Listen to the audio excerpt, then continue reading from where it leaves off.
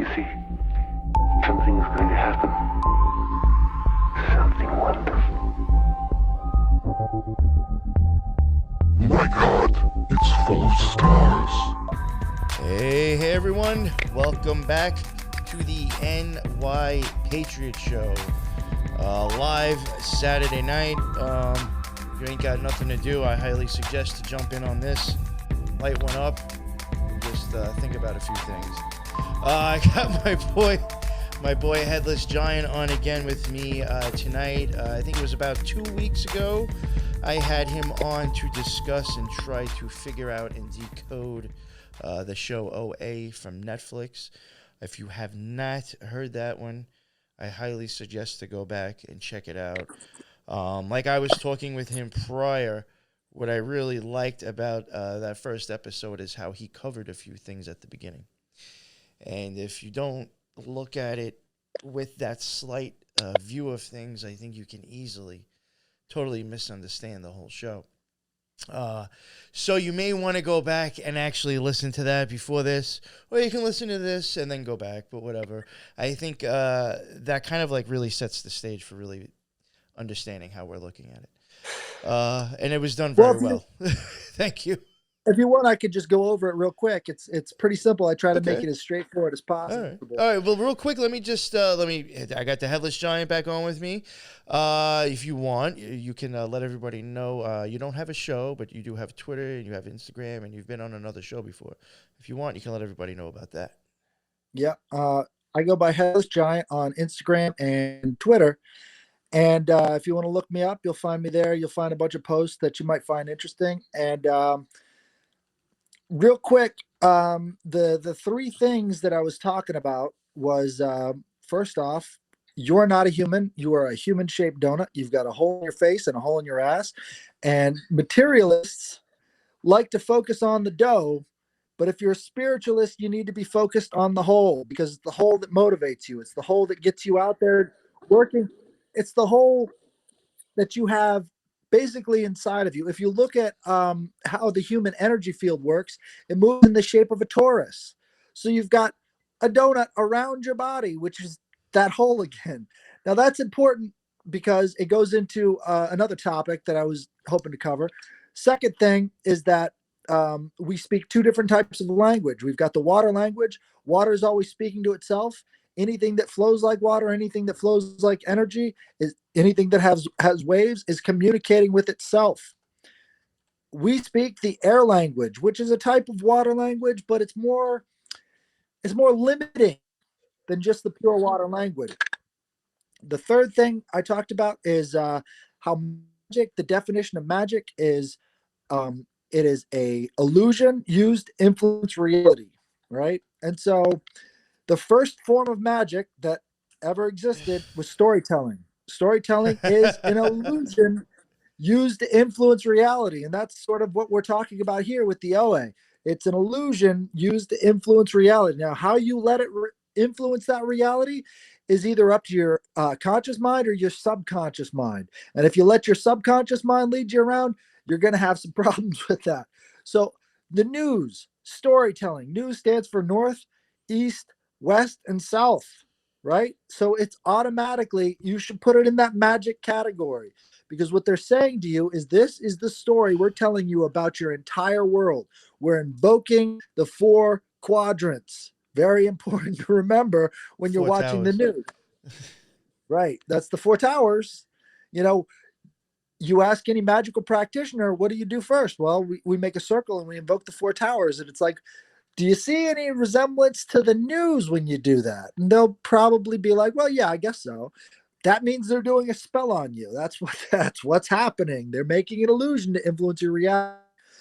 So there's another definition I want to go over, which is, what is a god? This is not something they teach you about in Bible school, but it applies to every religion. And the definition of a god, this is really, really simple. It's a personification of a circle of influence.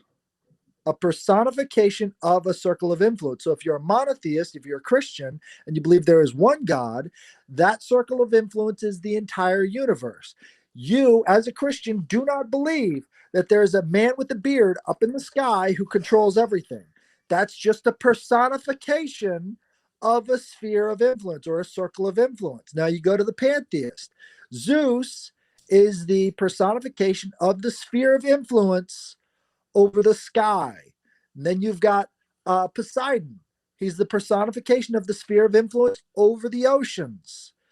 And then you've got Pluto. Well, they called him Pluto. They didn't like to use his name a lot.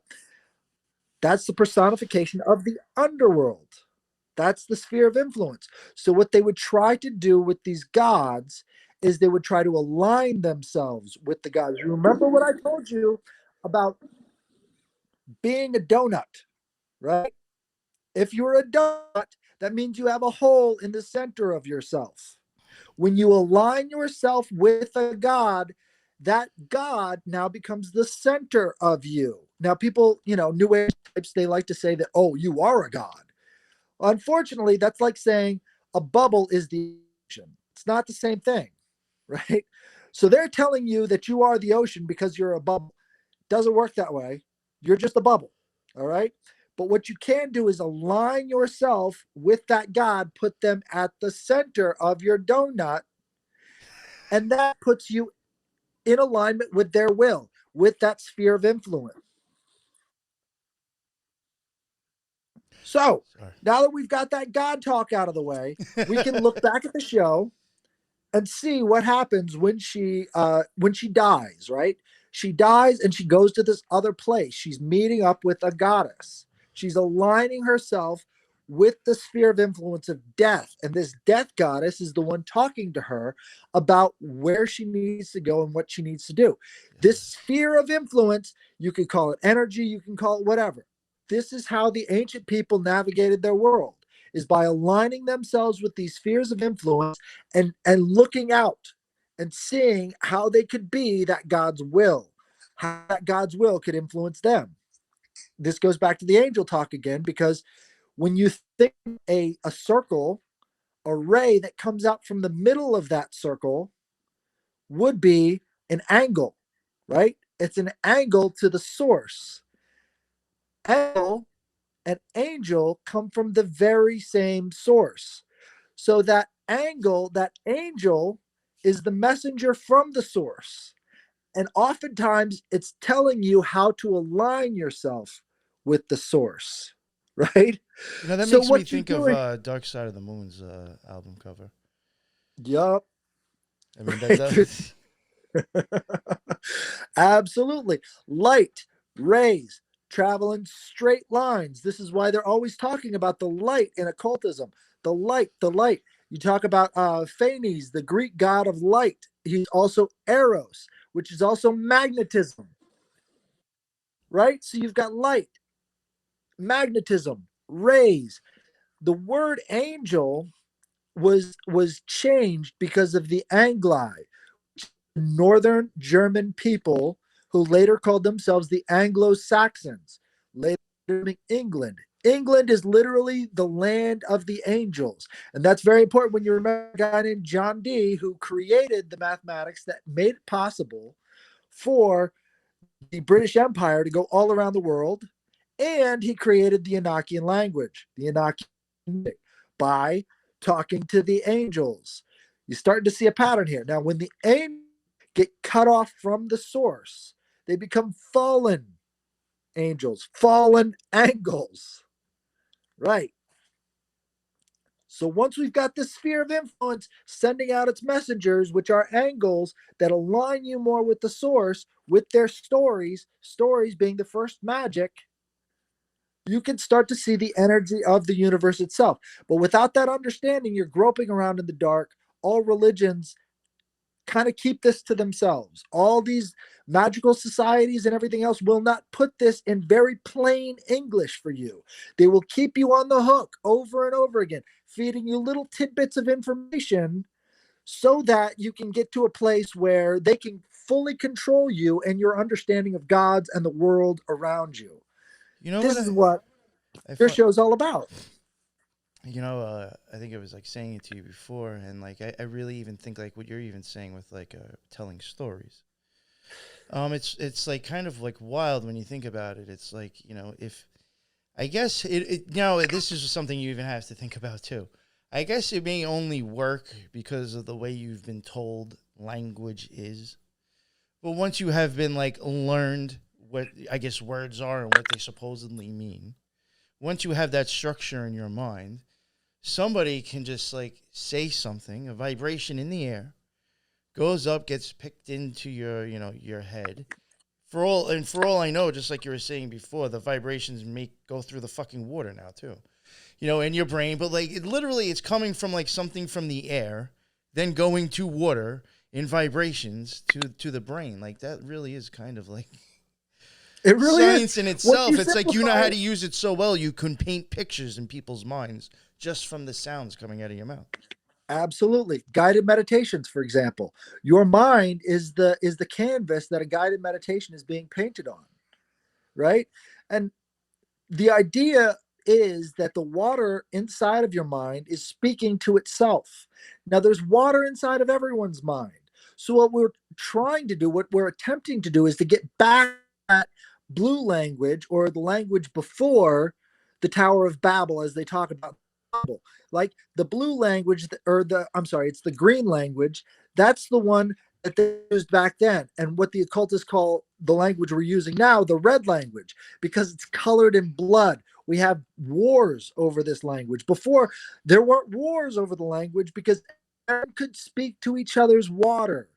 There couldn't be misunderstandings the way there are now because it was a far more cohesive society. They would be able to talk with each other's water directly without having misunderstandings, without being manipulated, because you could feel what they're thinking. You could feel what the other person's thinking. That's a different form of language altogether, right? Getting back to that point, I think is a task that maybe we should be thinking about. But again, you know, I don't think we should obsess over it. The people in charge now are obsessed with taking us back to the golden age. All these ages back in time, the golden age was when man walked with the gods, and they think transhumanism, making themselves into these gods, is how they get back to that. That obsession is what led us here to this complete destruction and perversion of society that we're in now. It's this occult obsession with the golden age. And anyways, back to the OA. So I believe it's when what's his name? Bart is in the tank. I think that's where we left it. Bart is in the tank, and then all of a sudden he realizes he's in this facility. OA had told him that he needed to find the closest animal and shove it inside of his mouth and eat it. Right? Now this is interesting because he thinks he's on an astral plane because that's where OA was. And it being in the astral plane, the bird that she ate from the water gave her a deeper understanding of herself. Well, it turns out that this whooshing into another plane of existence wasn't just immaterial. He whooshed to a place that was material. So you've got the boundary between the astral plane, the world of potentials, and the world of realities, right? He whooshed to another reality. She whooshed to a place that was more astral, that was more potentialities, more eternal, right? She ate the ambrosia. He ate a fish, right? Ambrosia. Let's talk about that word real quick. I like this word. I looked it up. I'm like, well, what is ambrosia? What is it that these gods are eating, right? And it turns out the word ambrosia just means not mortal. Not mortal. So the word isn't like some sort of strange food. What they're talking about is immortality, something that is not mortal. That's what the eat is whatever this thing is that is not mortal, right?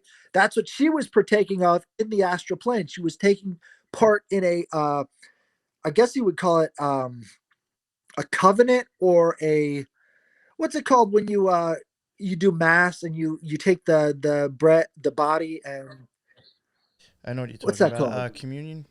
Communion. She was communing with something that was not mortal. So that bird that she ate, that was some symbol of something not being mortal. What he ate was a fish from a mental institution, right? That was, I mean, when you put it that way, it kind of makes sense. The whole, you're partaking in the body and blood of Christ, right? Something immortal. You're eating the ambrosia, right? This is how you take the spirit into yourself. But for some people, it's just a cracker and wine. For other people, it really is that immortal thing. It's the ambrosia, Some right? people, it's a cake of light. Right. Yeah, we could go into that Nah. too. But yeah, the energy's still there. It's the same idea. It's the concept of this taking within yourself something that is not mortal. And this is how the demigods became immortal. But the gods are constantly eating ambrosia. This is how they stay gods, is because they partake in something that is not mortal, Mm-hmm. right? Going back to the idea of the angel, she calls herself the original angel, which, if you look up at the sky, these sky beings or stars, if you look in the Bible, talking about an angel and talking about a star are basically the same thing, because in the Hebrew, they are basically the same thing. The original the original angel in the sky is the North Star. Everything else circles around it. Everything else is part of that sphere of influence. All the 12 signs of the zodiac go around that North Star as the earth is turning, or whatever this place is. That one point doesn't change positions. Original angle. Once you see that, then you can't see angels the same way again, because it is astrotheological. This is the connection between astrotheology and these stories that are being told about them, right? Oh, there was So, something. We got Eric. There was something I wanted to say. Fuck, I think I forgot already. Eric was posting up to means the food for the Greek and Roman gods, ointment or perfume of the gods, something extremely pleasing to taste or smell. And then this sounds fucking slamming right now. A dessert made of oranges and shredded coconut. Oh, that sounds so good. oh yeah, yeah, that's good stuff. I think it's because I'm So, stoned. well, no, I mean, ambrosia is I think they make like a jello out of it. It's like jello and they top it with, oh, it's good stuff. But the idea behind Real ambrosia, quick. Now I remember what I wanted to say. I'm sorry. I have often wondered if she kind of plays like the maiden at times in that show. And I do know from like I'm recording a chakra series for the Occult Rejects. And the next one that we're recording does have the heart chakra in it, which is, green. And I could, maybe start to try to associate that with Netzach. But, and even inside the book itself that I was reading, it even said in the chapter that, like, at some point, to go past this sphere, in their opinion, to start moving up, your love for tangible things and more spiritual things will have to switch. So it's almost like he chose the fish, which was here in this world and very tangible and realistic, and she went for the spiritual food instead, like you said. And that's kind of almost like what I was getting at, like just read last night in the book that I was going through. It's very much the same thing that I think you're explaining here. yeah, and exploring these different ideas of astral realms versus real versus, astrally projecting, and looking for the real versus the unreal, looking for the potentials. This idea is at the core of the heart of what it is to be a theology, right? If gods are eating immortality, then they want worship for us, because we're creating immortal stories for them to feast on, right? Because it's our deeds, especially in the Greek, right? We're glory factories for the gods. The more glory we give and the more adventures we go on, this is why you've got characters like Alexander the Great, right? Creating these cities, creating this glory for himself and for his family and for future generations and for the gods, right? You're called to glory. That's what it says in the Bible. What does that mean? You've got to bring these events that you do here into the future with these stories of greatness. That's the first magic, right? You're starting to see this ambrosia thing start to look a lot like worship, a lot like the things you do in this life, the things you do as a mortal rings true throughout all of history in terms of glory. That's what they're looking for. They want you to bring glory to them. Now, in today's modern concept of gods and Christianity in particular, they don't break down what a god is, because if they did, it would make the religion a little less powerful and the individual a little bit more powerful. But once you talk about these things and you move into that sphere, you understand a little bit more about Gnosticism. Gnosticism talks about how the archons are feeding off of us. Well, you could say that, or you could say you're a glory factory and you're supposed to be producing glory for them because you're immortal. They're immortal. They're a sphere beyond us. So that's why you should do these things. This is what, right? They talk about it as a soul trap, and we talk about it as if, what we do brings glory to God. You see what I'm saying? There was something I actually want to ask. And I've started to think about this in other ways. And unfortunately, I'm not saying don't go out and I guess see a band that you like, because this is almost going to be almost impossible probably from this in the reality that we're in to totally avoid. But I have wondered, even in itself, is me going out and then expending my energy and my focus at work to get this green thing that has sigils on it to now go and purchase a ticket to go see some famous person somewhere doing something? Is that almost like my exchange of energy now going to them and feeding them? It absolutely is. Look, back to the sphere or the circle of influence, right? Do you know where your circle of influence stops? Can you measure it? Not really. Not really, It could get right? pretty big. Right. Or very small. Think about that movie. You remember that movie, Do Good, Three Good Deeds, Yes, and then they pass it on, yes. right? One person's circle of influence can move over the entire planet just by passing on these good deeds, right? So you can never really tell where the boundary of your circle of influence is if you live in a society with lots of people. You can really tell if you're in a tribe where your circle of influence ends, right? But the larger society, the less you know that boundary of the circle of influence. Now think about a famous person.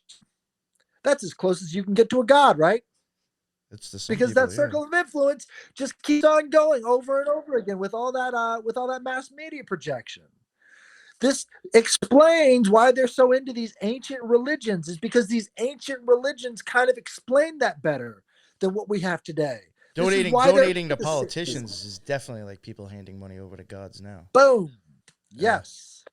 There you go. And so now you understand why they put gods on the Capitol, why they put the Washington Monument, a giant penis in the middle of the thing. They know what they're doing. You've not been told. All of this stuff is oral history. It's passed down from generation to generation and not written down in books for you to consume. It's for them.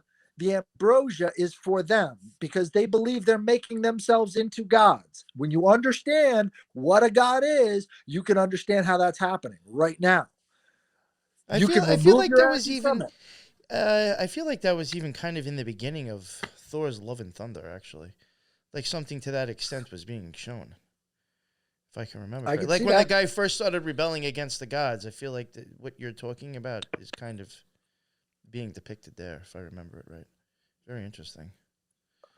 Huh. Let's think about the guy who hit Nancy Pelosi's husband. He talked Did about he that not get before. caught? How did he not get caught? He had the hammer of Thor. Right. He had the hammer of Thor, and he goes inside this place and he smacks this politician. Let's go back to January 6th. Who's that Kernunos guy on the House floor? You understand? These gods are manifesting. You're seeing different people manifest these ancient religious symbols. And the reason that's happening is because we never got away from it. They eat ambrosia. All right? These energy patterns are being manifest right now. We can't see it because we've been taught to be materialists. That's not helping anybody. We've got to keep our eye on the eternal. That's what it says in the Bible, but nobody knows how. Right? I agree. So let's go into a little bit more detail. So after he gets done eating this fish, he's like, well, nothing happened. Right. He doesn't have a map, right? The person with the map is Owe. She knows that these motions are the way out. These movements are the way out. You look back at the holy men throughout the ages. They always know basically the direction to go, but they don't necessarily know all the steps to get there, right? That's very important because that's how the story is written. You know the direction, you might not know all the steps. The map is not the territory. So when you're reading the Bible, you have to be very aware that it's giving you a direction. It's giving you a course. You've got to stay on that course so that you can reach your destination, right? Yes. That's the key. Knowing the destination isn't part of it. This is why they say it's the faith of a mustard seed that can move a mountain. Mustard seeds are very, very tiny. Once you know that course, though, once you know what happens from that mustard seed, you get a tree, right? You get a massive tree. The mustard tree is huge. That that seed has the DNA, has the genetic code for that massive tree. That's the course. That's what they're telling you. All you need is the blueprints, and you can find your way to the destination. How many of us have that kind of faith? Probably not many, but that's the key. That's the key, is to have that kind of faith. You know what I've thought of too. Especially when getting into angles and talking about light. You mentioning the roadmap. Have you ever I've often thought and I think this is where sometimes like the triangle might come into place, and the thing with the cube and the cross and all that crap. But I've wondered, is it kind of just let's say you had like a sphere inside of a cube, and somehow I guess you arced out of it, or just shot a light out, and now you're going to travel around just through bouncing off walls and angles to get to where you want to go inside that space. And is there certain roadmaps to doing that? You know what I'm saying? It's going to create a new figure. Every time the light travels and bounces, it creates a new figure and gives you a different idea of the thing that's being produced. But you can never know from the ray exactly how it's going to work out until it's completed. What's it called? Not a rotoscope. You remember those old circle things that you would use to draw the circle, and it would create this whole big thing just by following the pen around this wheel, right? What you're seeing there is the sacred geometry starting to form itself. And sacred geometry is very important, like the Platonic solids. Those are what the gods eat, right? Because they're immortal geometric patterns, which brings us into the numbers behind the letters, which brings us to gematria. These eternal things that the gods eat are what we're trying to say with our words, right? We don't necessarily know exactly how those things are going to play out, but we do know that there is some sort of underlying pattern between us and the eternal.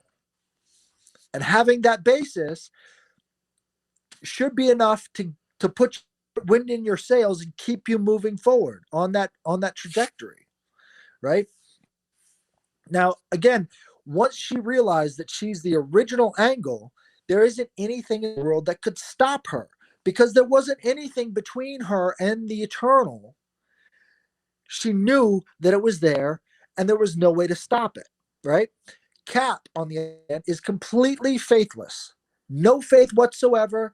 All he knows is science and the dough, right? Which is funny because he becomes the way that they get the fifth sign, the fifth movement, right? Without Cap, they would have never got there. I did find that funny. I was like the one dude I never would have counted on to really help with anything. Right. He gets real close to being destroyed by that cop. And then all of a sudden, he has something to offer that cop. We can heal your wife, who is on her deathbed, basically. And in doing that motion, it shows that you don't need to know where you're going. It's going to be shown to you. And you look at stuff like alchemy. They say you have to follow in the footsteps of nature nature. What they're saying is you have to have faith that there is something eternal behind all objects, behind all things. You have to know that. And the way you get there is by following in the footsteps of the natural world, the thing that is manifest around you, which is something like there's a difference between the metaphysical, which is more about Christianity, and the natural, right? The metaphysical talks about the supernatural, which is all in the mind, right? It's all higher concepts. And then you've got pre-Christian religions, which is all about following nature, following, the nymphs and the gods and all the rest of these spheres of influence that you follow to a more enlightened path. Now, once Christianity kind of cut that off, it becomes really hard because you have to find in the book all the ways to go forward. If you don't understand the language and what they're trying to say in the book, how can you really follow it mentally? How can you really follow it using faith? You're kind of screwed at that point. You're just kind of hanging out and you're going to church because that's what other people around you do. And, the body and blood of Christ are just a cracker and a piece of wine, a drink of wine. So you have to understand that the metaphysical is in everything, If God is omnipresent, it's in everything. And you can find that bit of faith you need to follow that path forward. If you're a Christian, you got to believe that because God is all powerful. The only way he can be all powerful is if he's in everything. It resolves so many contradictions when you understand the spheres of influence. That's sometimes even what I think a lot of the lower tree really is. On the Kabbalistic tree of life, I think a lot of those lower spheres are just showing you influences that have put you into this body that you're in now. Bingo. And you have to break out of them. Each one of those circles of influence are represented by what? Gods and angels. You see what I'm saying? They put it into the funny thing is that if you look at the tree, all it is like if you look at the spheres and then the lines, all it is a bunch of angles and spheres. Angles and spheres. And it works together. Now, when you show a normie a Kabbalah tree, they're like, what is this? You got to go deep into it before you even realize what they're talking about. How these spheres of influence actually affect your way of life. And you have to actually practice it to start seeing it in all these things. You're not going to see something you're not paying attention to, right? This is okay. You know how meth heads start to see shadow people? Yeah. Well, those shadow people, they think they're hallucinating and they won't tell to just anybody. They're always talking about it all the time with their other meth head friends. Yeah. But they won't tell you about it, right? Because they think they're going nuts. The fact of the matter is the chemical itself is starting to draw a wedge between them and the reality around them. They're not hallucinating. They just don't know the nature of reality, right? So being able to draw that wedge gives other beings in other different frequencies of reality a way in. And they're like, well, I saw it out of the corner of my eye and it just disappeared. I thought I was just hallucinating. I don't know if we said it last time, but I even think people that are deemed mentally ill are just experiencing that as well. Absolutely. And in a certain way, you've got the doctors in these mental hospitals, which, again, go back to the show. Where do they end up in the second season? In the fucking mental hospital. I mean, who wants to actually, if that stuff is true, it's like, who wants to come out and, start, labeling people as, technically, you'd be saying that they're gifted in a sense, so they're special. Right. It would almost be like starting X-Men. A little bit. I mean, you got to understand that people who had the predilection to start seeing beyond just the basic material of reality were considered holy people in earlier days, and now they're considered crazy people. Well, that means that the negative hallucinations that these guys are experiencing and the doctors that are working at these mental hospitals are basically playing for the same team. You look at that as an example of what happens in institutions all across the board, and you understand why we got here as a society. And right? You know what I thought was actually really interesting, and going back into the show is still, they end up in a mental institution. And I was like, like how perfect is that too? Because like you would put them there, and if they were to talk about their experiences, nah, you're crazy. Right. But like, and it really did make me think, like, well what if they're not? This goes into the Kelly Pope idea, the Kliptoth, as some people call it, the husks that they talk about in the Kabbalah sphere. Now, when do the spheres of the Kabbalah become husks? You have to remove all meaning from those spheres. And you've got shows like Stranger Things, right? Where the other side is a world without meaning. It's all the things that we have here, but there's no meaning attached, right? None of it has any meaning. They go into the Kelly Pope, right? That's the idea. In the second season, the first thing that happens with that detective guy is that he finds this house, and it seems like it's devoid of all meaning. Things have lost dimensionality. Things have lost, the standard meaning that are ascribed to this form that we're in now. That's an example of a Kelly Pope. And you've got all these shows. Like, I think it started, for me at least, recognizing this stuff. It started with the Langoliers. Did you ever see that made for TV series, The Langoliers, where they go into the No. future? That's There's based off of nobody there. Stephen King, right? That's right. Okay. So they go into the future. There's nobody there. No, they end up in the past, right?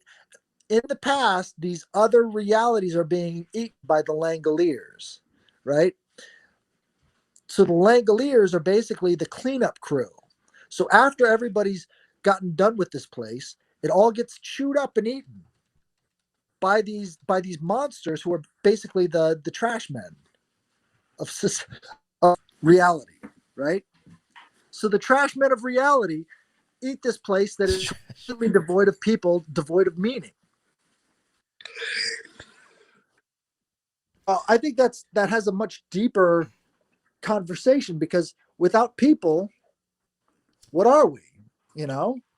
As a society, we have to have these people around us so that we can feel meaning in our lives. You know what? If you want to get real deep with that stuff, I had this guy Lee from Into Guardians on my show, and he did mention something, and then, like, if you really think about it, I mean, like, this, like, blew my mind. Like, if you didn't have any impressions of anything or idea of anything, you wouldn't even have anything to, like, what would you be?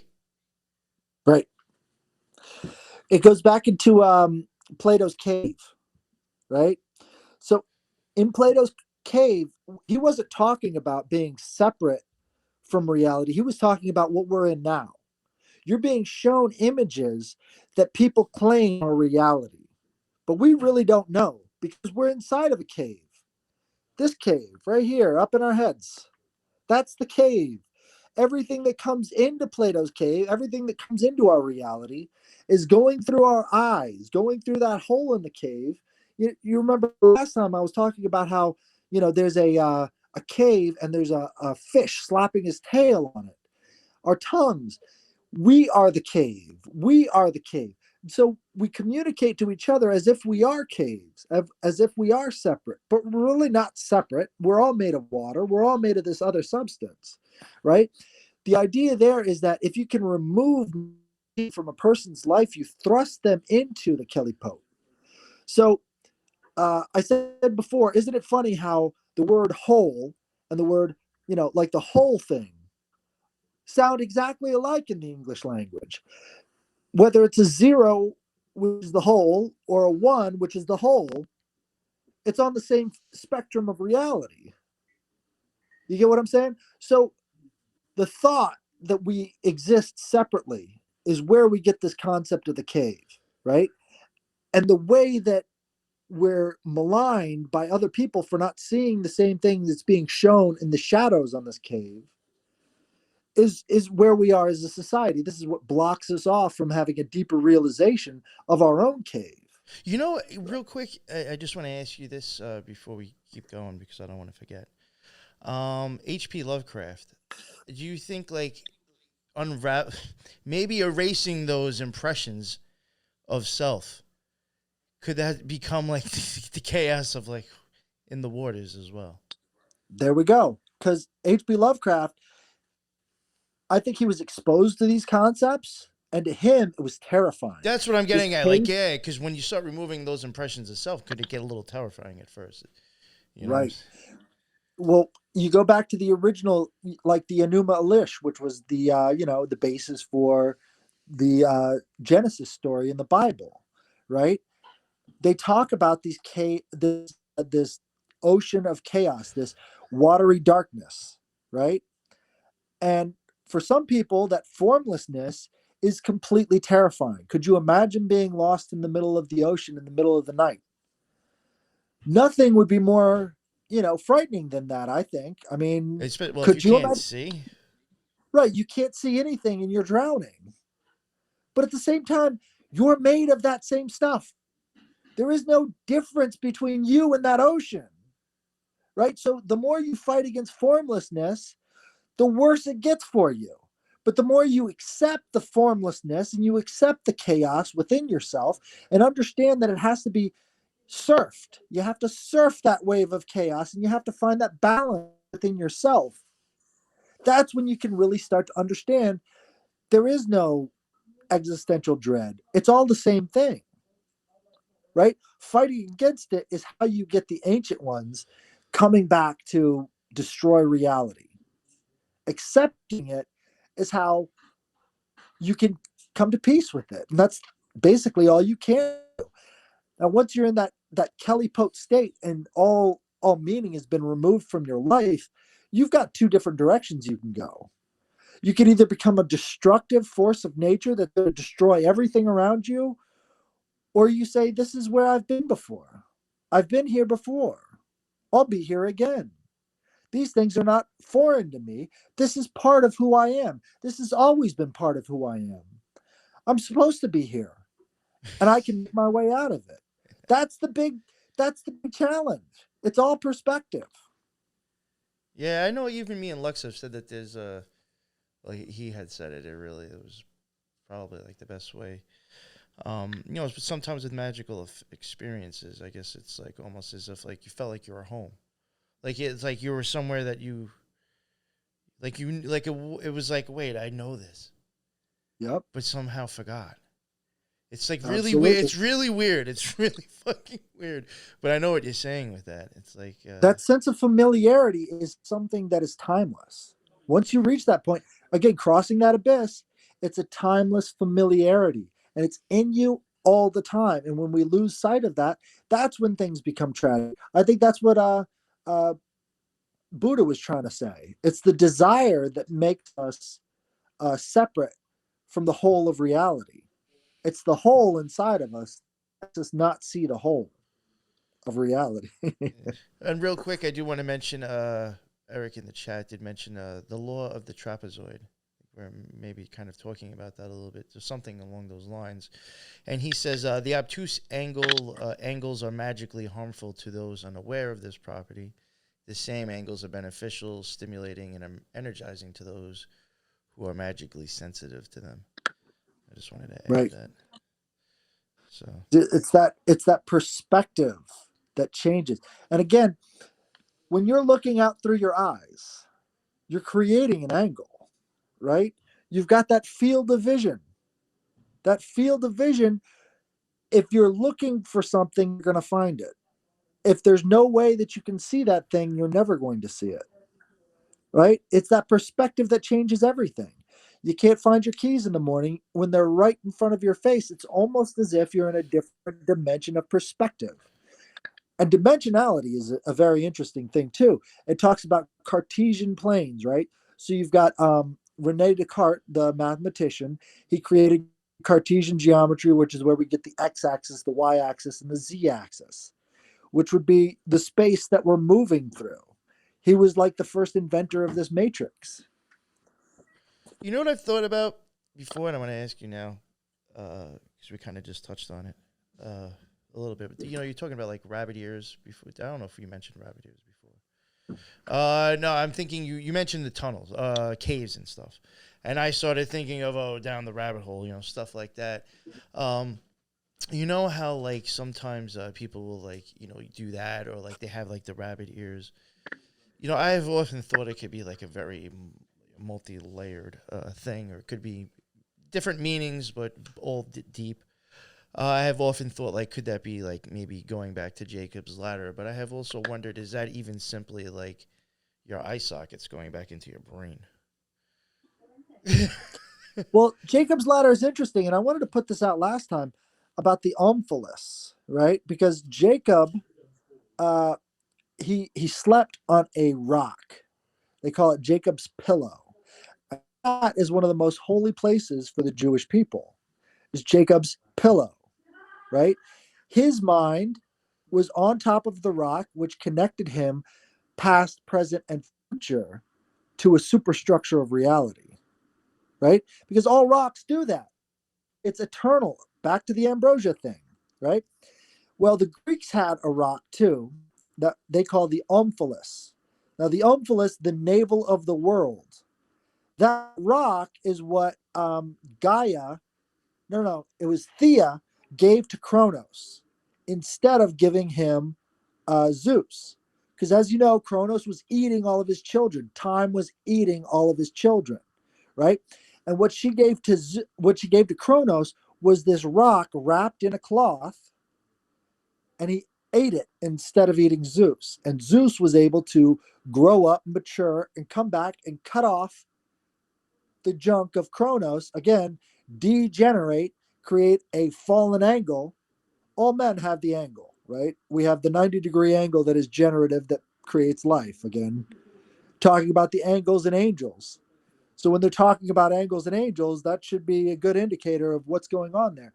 The Greeks were spermicists, so they believed that all life originated from the male energy, right? Well, I even think like a lot of times, like when you see like circles and cubes, I Yep. think I think that is like showing you the feminine and masculine actually, and the cube is the male because of all the angles.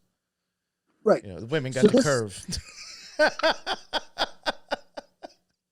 that's true. I mean, you look at it.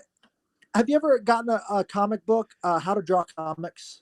Have you ever As seen a that? kid, I think I might have had something like that actually.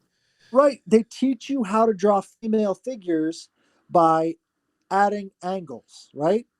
And the more curvature there is, the more feminine, the more angular, the more masculine. Again, like it's right there in the basic forms that you get in basic art class. Like you could, I took a form or a figure drawing class in college, and they're like, well, when you're doing the masculine figure, you've got to make it more angular, right? This is one of the things that they teach you Chiseled. very first thing. Yeah, chiseled, angular, and you look at it in the shoulders, you look at it in the head. All of these things are much more angular because the angel, the generative force, the ray is more masculine. The curve, the cup is more feminine, Uh, right? And it's right there in the basic geometry, in the ambrosia of the geometry. And when we go into sacred geometry, those things are very important for the rest of society, the rest of everything. If you're not seeing it, you're never going to see it. oh, If you something are seeing it, something that kind of reminds me of something I did want to ask you, and wondering if it had like any geometry to it or something to do with like the numbers. I may have mentioned it to you last one. Sorry if I'm repeating myself. In the show, she had a specific amount of people around her too for this stuff. yep. I was wondering if you thought that I'm not was good like at I'm not good at gematria. I need to get better at it. But I think having the 5 and the 1 in the middle has a lot to do with this heart chakra, right? Because the heart chakra is is is the center of the other chakra points, right? So you've got 3 above, 3 below, and then the center again. It would have to do with the donut idea, right? So you've got this auric field of energy around you that makes a torus shape, right? And in the very center of that is going to be the heart chakra. That heart chakra is going to guide you of where you're going. If you're aligned with the deity, if you're aligned with that circle of influence, the center of that circle of influence is going to be right in the middle heart chakra. If she's the OA, then the five around her would be the vehicle of opening the portal, right? And in the second season, the vehicle of opening this portal became these little tiny machines, right? That has the concept of this transhumanist idea. Anything we can do, we can make machines to do. And so I think that's really the direction that they were trying to point you in, is like, we're going to make machines that can transfer us between these realities like nobody's business. Yeah, when I saw They that, I might was already like, "Yo, be that there. is genius." I was like, I'm surprised I didn't even think of that. I mean, it's kind of No, like you're saying it is like cheating, and like yeah, it could fall into anybody's like hands at that point. They don't even know what they're doing and can't appreciate the experience. But like, I was like, damn, I was like, I never thought of that.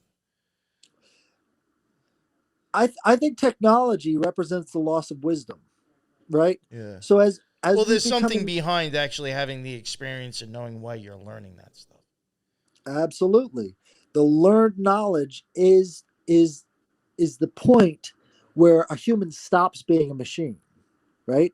But if you've got none of that learned knowledge, then you're just a wet automaton, right? You're just doing rote information, which is what we're learning in public schools.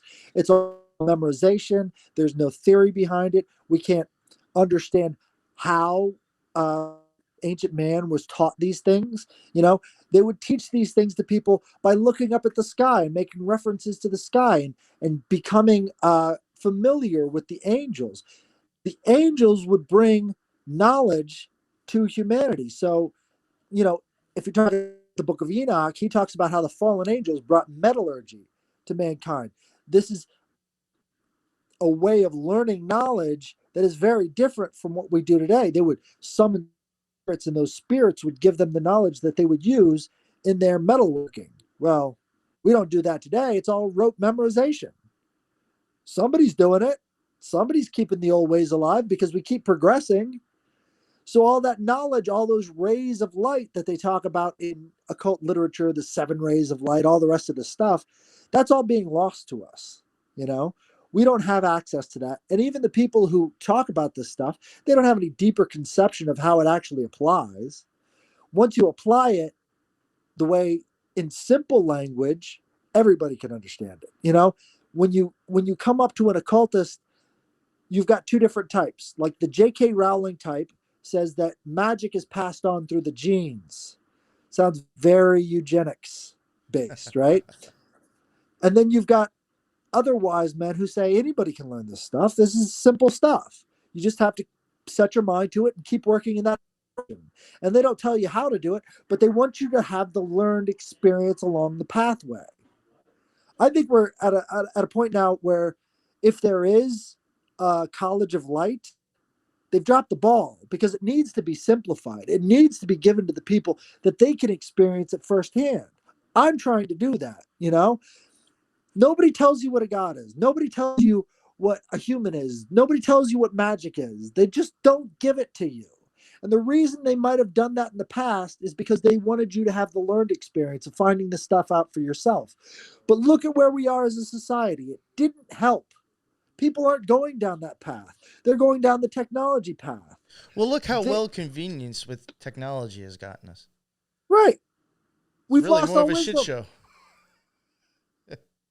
We've lost our wisdom, so it's time to open the vaults. I mean, even go back like when we were kids. Like if we wanted to like get into something or learn something, we like got on our bikes and went down to the library, asked our parents to take us down to the library. We got a book, we took it out, reread it.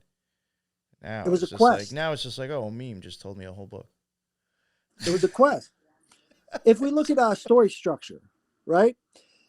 If you look at the Hero of a Thousand Faces, right?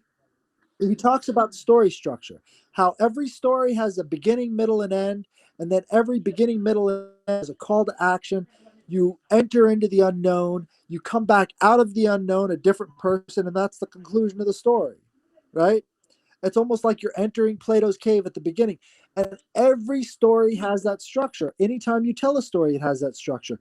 That's the ancient magic that gets people to connect with an idea. Even in a simple sentence, you can make a whole story, right? Because it has those elements in it. We have to have verbs that move us from one section of reality to another section of reality. These are the basic processes that we go from point A to point B. And it's so universal. That's why I say storytelling is the first magic, because it's in everything. And once you understand that story structure, it starts to change the nature of reality around you. You can start to see where things are going just by knowing the basic story structure, right? So where was I going with this? Oh, So I want to ask you real quick too. yeah, Sorry to take you off the. You were going somewhere. I just don't want to forget to ask you. There was things in the show that had made me. It's something that I've actually believed for a while. In the show, you do kind of see the idea that you could jump from one line to the next and kind of just sacrifice where you were previously right. to stay there. I have wondered, like, sometimes when we get like these weird deaths that always, then get pinned with like 100 conspiracies around them. Could it almost be something to that extent? I mean, do you think that's possible? Let's go into the Mandela effect, right? Because I think that goes along the same lines as what you're talking about. These weird deaths could be a jump from one reality to the next, right? The Mandela effect, in my opinion, is a merger. So let's say we've got the multiverse theory, where every decision creates a split in the multiverse. You chose to go this direction. The rest of reality might be moving in this direction. Why I'm even thinking this is because, like, in my mind, I'm like, what's like really fucking sad and pathetic is that, like, everybody thinks that, like, oh yeah, we got the Clintons' number now, and it's like they're probably sitting home laughing, knowing what happened to these people, and they're like, they think we killed them. That's so fucking funny. They're Right. so stupid. Motherfuckers are jumping timelines and they think we're killing people. Like, right. That's probably the real legit truth. Well, and then, people think, oh, we got their number. Like, you're so fucking far off. At this point, it could have technological implications. We don't know what ancient technologies could be used to jump timelines like this. But at the same time, there are some people who remember the Berenstain Bears as the Berenstain Bears, right? There are some people who might remember Curious George as not having a tail. It's not everybody. The Berenstain Bears ones, that screwed me up for sure. Oh, it's worse. It's worse. The one that gets me. That and even Star Wars and Forrest Gump screwed me up too. You know the one that gets me even worse than that? What? The lion shall lay down with the lamb. Do you remember that verse from the Bible? No. Okay, well, if you went to Bible school, you always learned it. The lion shall lay down with the lamb. You go back to the New King James Version, and what they say now is the lion or the wolf shall lay with the lamb. It's never been that. But somehow, somewhere along the lines, it became the wolf. And that's very interesting too, because the Muslims, all of the imams, all of the holy people always had to memorize every word of the book, every word of the Quran. And the reason they did that is because they've got the belief in the jinn. And the jinn would be able to change things in the past, present, and future. This is what the Muslims believe. The jinn is an older concept than the Muslim faith, or maybe the Muslim faith was folded in on top of it. We don't really know, right?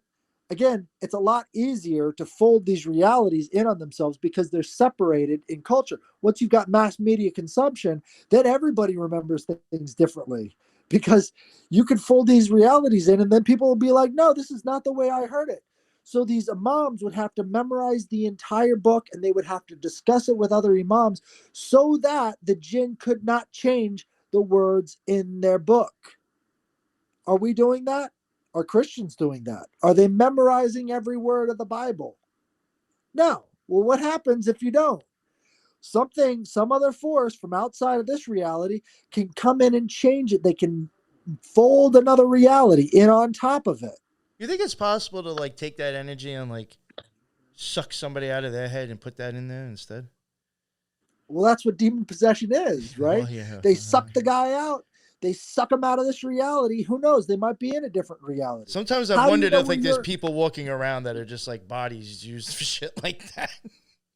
And that's why one person can seem so off like at times. The New Age movement talks about walk-ins. Well, what if those are walk-ins from a different dimension? They like to talk about star systems, and these star seeds are a walk-in in a empty vessel. And it's like, what if they're lying? What if it has nothing to do with distant star systems? What if that's their cover story? Because that's what people see in the sky now. They see these UFOs instead of fairies and all these other woodland creatures that they used to see, right? Our perceptions of reality could be changing the nature of these different energies that are entering our reality. It's the Yeah. observer effect, right? And when you've got high energy bodies like plasma, I think the observer effect has an even greater amount to do with that superposition, right? Because that's where the collapse of superposition occurs, is when we're looking at it, right? I mean, if we're talking about We've been told for how long that a disc-looking thing in the sky is a possibly, fucking aliens from another planet. right. That will no longer like even ever question. For the most part, most people. And let's say the Babylon working was successful and it changed the nature of what we see in the sky from these old ways into the new ways, almost like this new eon that Crowley was talking about, is him shifting our awareness from the ancient ways of seeing them into a new reality created with these different rituals. And the only way we see it as UFOs now, instead of seeing them as, leprechauns or seeing them as these other things, right? So the shift in perception, it seems like total crap, materialist. But to a spiritualist, they understand that that is everything. How you see the world is everything. And if you could shift that perception just a few degrees from a leprechaun to a UFO, that could change everything. That puts your awareness on a completely different path. 33 degrees. There you go. There you go. That's interesting. Yeah, I But totally agree that's with that. that's the thing about these motions, about these movements, is they're able to shift and go between these things. What they're talking about is the magic. The motions create an illusion that allows them to bridge between realities. Back Uh, to that definition of magic. That's what all ritual magic is. It's a ritual that allows you to create an illusion that bridges you from one reality to the next. And instead of saying it that simply, they create a whole story around it. We're doing that every day. Our choices bridge us from one reality to another. If we're unaware of those choices, if we're running on autopilot, we're going to end up wherever somebody else wants us. But if we can consciously shift our reality in our heads first, you can do this with affirmations. You can do this with the spoken word. You remember the word abracadabra? I speak, therefore I create. That's what they're talking about. It's that simple. But you can't break it down in those terms because then you lose control. People are able to do that whenever they want to, you know? And uh, that's the scary thing for the elites, is what if people could start bridging their realities and go where they want to instead of where we want them to be? Crowley didn't want that. He had to put it in flowery language. He had yeah. to talk about the Babylon working, all these other things as these massive, shifting of the eons. Well, you know what? That's as easy as telling yourself that you feel better and then feeling it. That's the basis for all of it. The placebo effect, the nocebo effect. You've got to have a certain societal nocebo so that the elites can have their placebo. That's the universal medicine. Placebo effect is the universal medicine. Let's face it. That's I couldn't. I never got into it, and I did want to try to spend the time, but I also do think when I noticed it more when they showed the robots. And I don't know if it was because of the way the robots were shaped, but there was times where I swear I did see some LVX formula going on. Yep. There was a time where the robot looks like a scorpion, and that Scorpio is used Yep. in the the LVX, and there was like one or two other things that I noticed, and I was like, huh. I was like, I wonder if this is even like ripping off stuff from actual rituals. They actually Very were, weird. yeah. It was they're putting it on a subconscious level, right? They're not putting the motions directly into any one ritual. They've got fillers between the different motions. And in doing so, they're manifesting what all those other magicians have put out there is because it's absorbed on a subconscious level. That's Yeah, very important. yeah. There was things. Now I remember other. There was a time where they cover their mouth. I mean, could that be considered like the sign of silence when you're doing the sign of silence? And then like there was even a time. I don't know if he had his mouth covered. He does something with like the Yep. eyes again, and there is a part, and you go like that. So I'm like, are they showing things from the LVX formula in this ritual that they're doing or whatever they're doing? Absolutely. And those are before the LVX formula. These are parts of rituals that go way, way back. Right? One of the reasons why I chose the name Headless Giant is because of the headless rite. I don't know if you've read about that, but in the headless rite, they go back to a Greek papyri, which is the basis for a lot of the ritual magic and the Golden Dawn and all the rest of that. The Greek papyri is how the Greeks would cast their spells, right?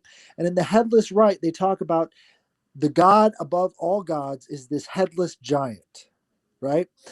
And when you think about it, what they're talking about is humanity and humanity's perception. We're born without the ability to know where we came from. We're born not knowing where we're going. As a whole, we are a headless giant, right? And what magical workers and what empires have always tried to do is to screw ahead onto the giant. But we learn by doing. We've got eyes in our hands and ears in our feet. We understand through intuition. We go where our feet take us. We learn by doing. That's that's what I got out of the headless rite, You right? know, Which is, I want you to. know, Sorry. very magical. I also want to add this. Why? This was another thing that made me think it was almost ritualistic. There's even I just want to read like some stuff that I've come across in Libra O, which is Crowley's book that has the LBRP and the hexagram ritual, and might even have something else in it. The greater pentagram, the greater hexagram, it has all that in it. It does get into a point where he talks about like when you were like charging the directions. When you draw your pentagram or your hexagram when you go to charge it. It does like say to the point to where it's like breathe in deeply through the nostrils, imagining the name of the god desired entering with the breath. Let that name descend slowly from the lungs to the heart, the solar plexus, the navel and generative organs, and so to the feet. The moment Yep. that appears to touch the feet, quickly advance the left foot about 12 inches, throw forward the body, and let the hands, drawn back to the side of the eyes, basically going out like that, shoot out so that you are standing in the typical position of the god Projection. Horus. Oh, Horus. I think that might be talking about like the sign of silence, possibly. Oh, no. Sorry. I think like that. They call it the god Horus. But blah, blah, blah. But it eventually gets to it is a sign that the student is performing this correctly when a single vibration entirely exhausts his physical strength. It should cause him to grow hot all over, to perspire violently, and it should weaken him that he will find it difficult to remain standing. My opinion, when you're watching them do that for an extended period of time, you see that happening just from the sounds and the breathing games that they're playing as they're doing their thing. Absolutely. I Yep. saw the same stuff, just wasn't in speech. Well, in that formula that he gives, what he's literally saying is you're taking all of your mental energy and you're driving it into the ground. You're driving it into the ground. Now, how did Tesla light up all of those light bulbs away from the generator? He used the frequency through the earth, right? That's exactly what they're talking about in that ritual, right? You're taking the name of the god, which is the essence of it, you're moving it through your body, collecting energy, putting it into the earth, and then doing the sign of projection out of the body so that it reaches the ends of the earth, right? It's that same idea. You're using the earth energy field and you're charging that earth energy field with your intention. Everything that can be done electrically can be done within the body. That's what's happening. You're aligning yourself with the earth and you're putting it out there and making it real. That's what he's talking about. Now, this charging idea can also be done with singing, right? So as you're making a sound that goes up like this, what you're doing is you're raising the energy up from your feet. And as you go down, down, down, down, down, you are actually drawing that energy back down. And you can feel it moving on the spinal column when you make those tones, right? So if you are a magic practitioner, the way you can feel that energy moving up and down your spine using those frequencies will give you a good idea of whether or not you're charging your spell correctly. So if you can use that as either a practice or a method of understanding those energies as they're moving through your body, you're going to find that you're going to be a lot more successful in doing so. This is why certain songs have certain energetic reciprocation with different gods. This is why you sing to your god. This is why you sing praises to your god. You're creating something that is eternal for them using these basic operations.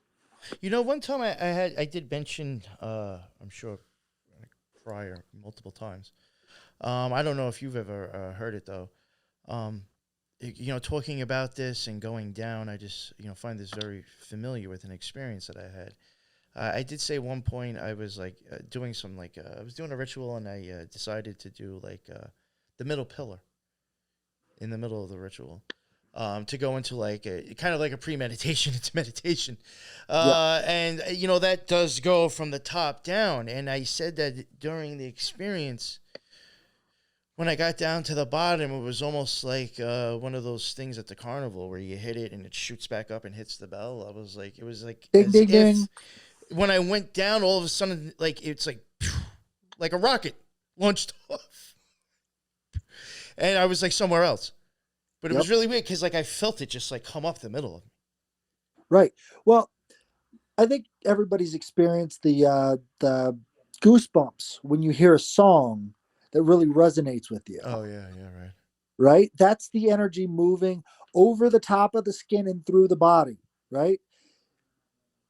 There's something strange about hair. I haven't completely figured it out yet, but there's something strange about hair that acts as an antenna for our magical will. Oh, I think, believe it or not, I really do question that because I know a very basic form, but if you kind of look at how fiber optics and hair, there is a little bit of a Right. I think there's something about the crystallization because hair is a crystallized form of a ubiquitous molecule, right? So in bugs and fungus, it's called chitin, right? You change the form slightly and it becomes cellulose. You change the form just slightly, and then in mammals, it becomes fingernail stuff. Keratin. Keratin, chitin, cellulose. It's universal in life, right? Everything that is alive has one of those forms, either chitin, cellulose, or keratin, right? The stuff on our heads, that's keratin. The stuff on our fingernails, it's keratin. It's the crystallization of life. This is why you talk to voodoo practitioners. They talk about getting the hair from a person. It's the crystallization of their life. As they're moving through the life, this stuff is still growing even after you die. It's funny how we can look at animals and accept their reason of hair and whiskers. Right. For certain things to understand their surroundings and their senses. Why does it grow we in can like accept this? that, but not that it might do that with humans or used to either. At some point. Right. Right. But there's something about the hair.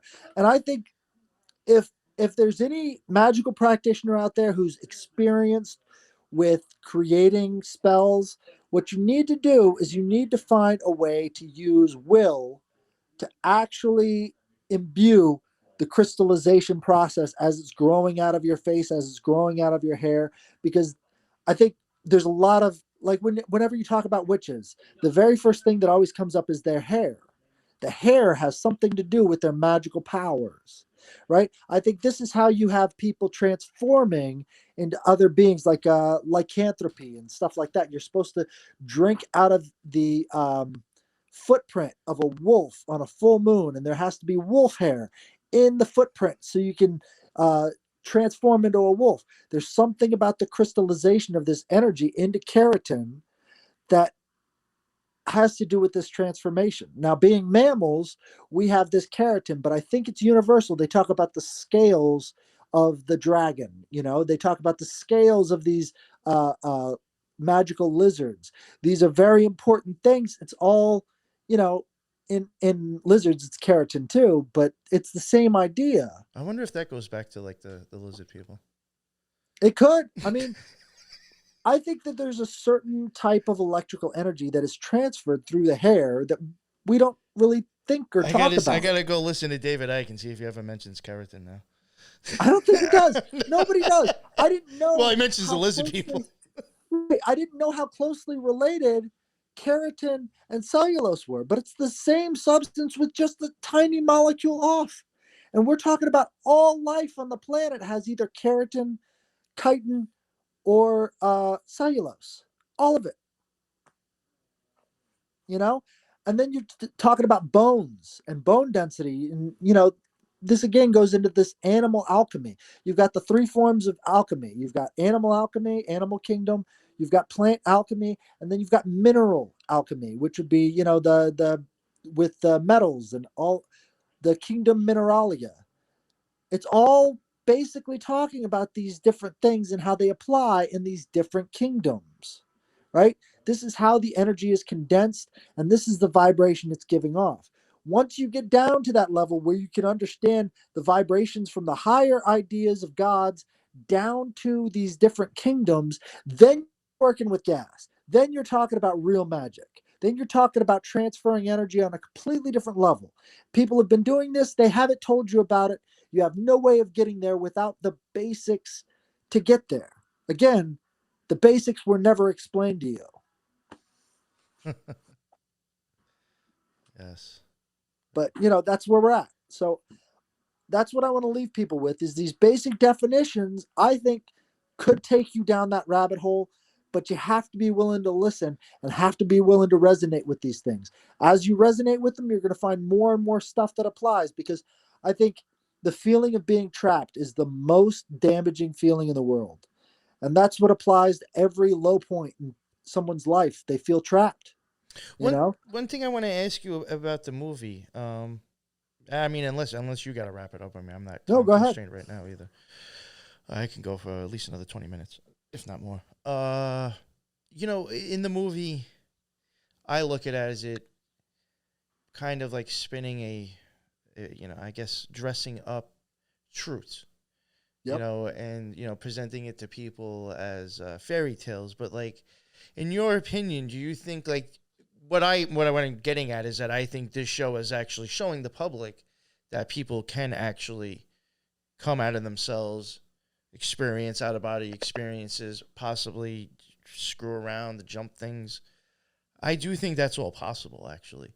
So do you think that stuff's possible, and you think the show is just like showing the actual reality but painting it differently for the masses to just be amused by? I think it's a subconscious initiation. When you're watching it, subconsciously you're absorbing that reality. And by doing that, you're also empowering the people who made the show. You're empowering the people who use the same systems of magic that are exemplified in the show. Basically, this is how they're charging their spells. Is by you subconsciously absorbing this information and subconsciously believing that it's real. That's not necessarily a good or bad thing, right? What it is now you have a key. Are you going to use that key, or are you going to let somebody else use that key? That's what I think it's giving you. Is it's giving you that initiation. I think what we're going through now with all of these negative things happening all around us is they're turning the key for themselves. It's not for you, right? So all of these subconscious symbols that you've absorbed all this time, where do you draw the line between conspiracy and magic? I don't know. It's like the edge of your field of energy. Where do you draw that line? Can you ever know? So what we're seeing now with all these disasters, all these train crashes, this is part of a ritual. They don't even know where the edge is, but they know what their intent is, and they don't care who they hurt to get there. So it's time for you to jump out of their reality. And we've got to do that one man to one man. It's not going to happen en masse. You've got to be able to realize that you can jump from this reality into a better one on your own terms. And once you start in that direction, that's when other people will see it. And you've got to explain it. Because again, you might not believe what I'm saying right now, but guess what? It's absorbed subconsciously. And I'm going to be able to use that because I need that power too. And you need that power. And we can all use that power. This is why they don't tell it to you outright.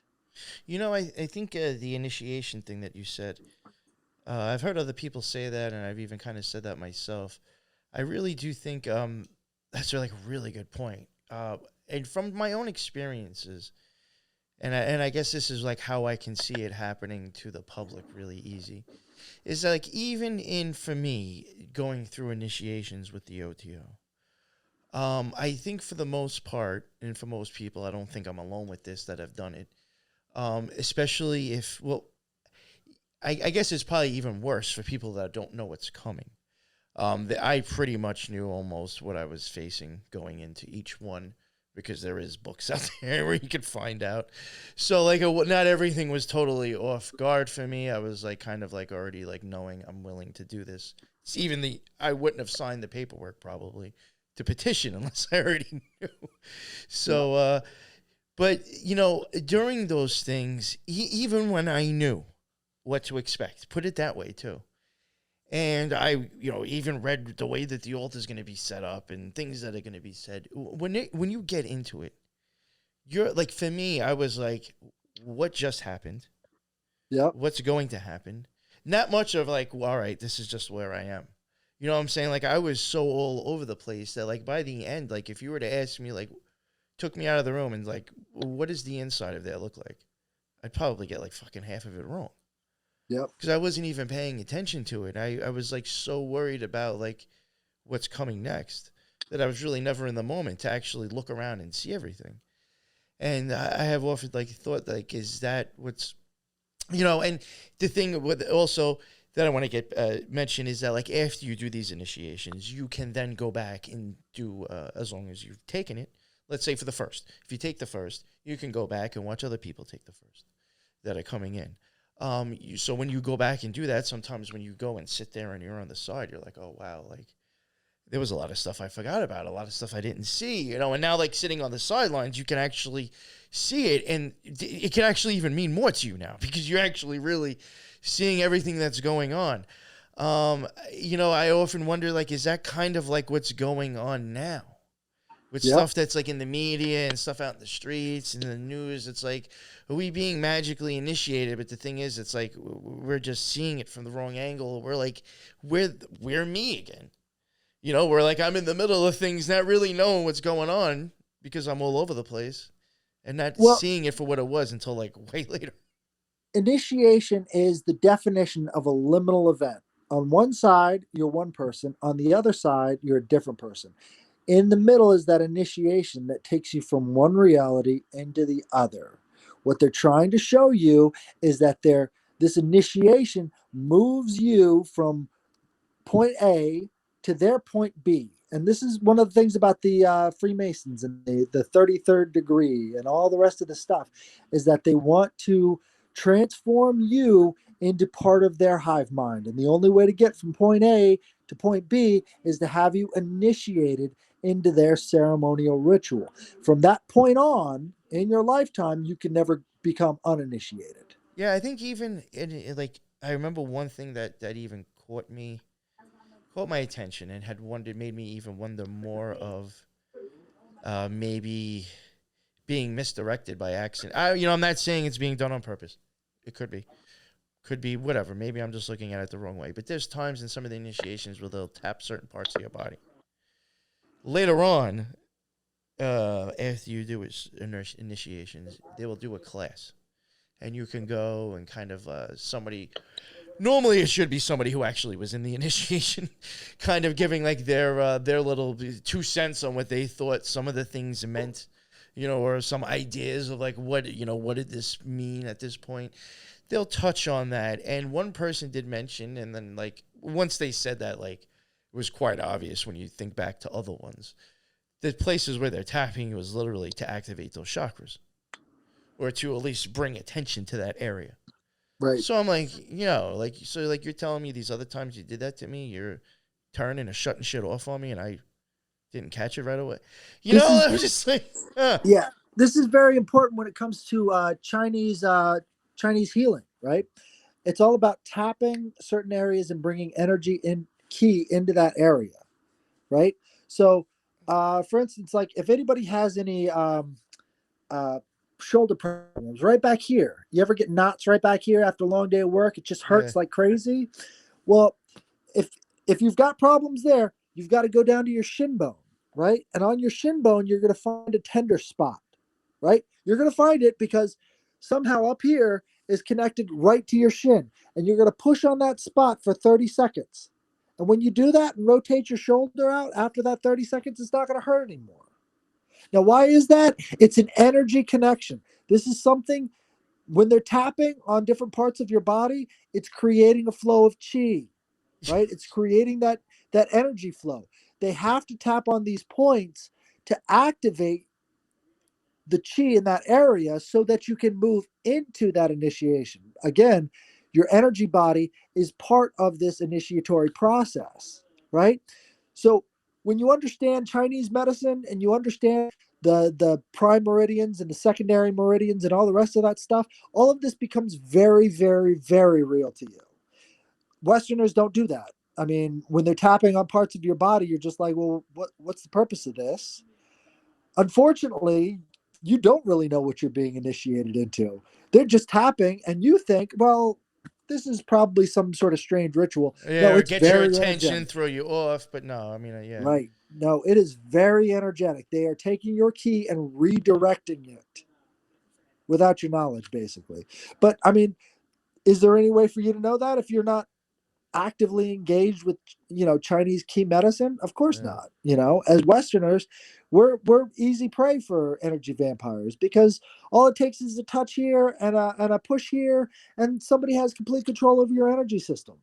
You're walking around like a puppet on a string. This is why chemicals are so important, why they're putting the chemicals in the water and the air and everything else, is because it makes you easy prey. Easy prey. It's all the same system. I do have. I just remembered. I did have. There was a few questions that I did want to specifically ask you. And one of the last ones that I think I had in my mind, I just remembered, so I don't want to forget. What's your take with the stuff growing out of the people's ears? Stuff going out You of the people's ear. Oh you know yeah, what? yeah, That yeah, yeah, might be yeah. like so far into season 2. Like I know, That's like you said, like that's yeah, that's at the end of the season two. What he's doing is he's externalizing the internal forces, right? So you've got the soul energy that's supposed to be on the inside. And what he's doing is he's causing it to come outside so we can harvest it. It's the same idea as the initiation. You're being initiated into something so that somebody else can feed off of you. And the ear is very important because that's where he was able to record the sounds of the whooshing yes, into another dimension.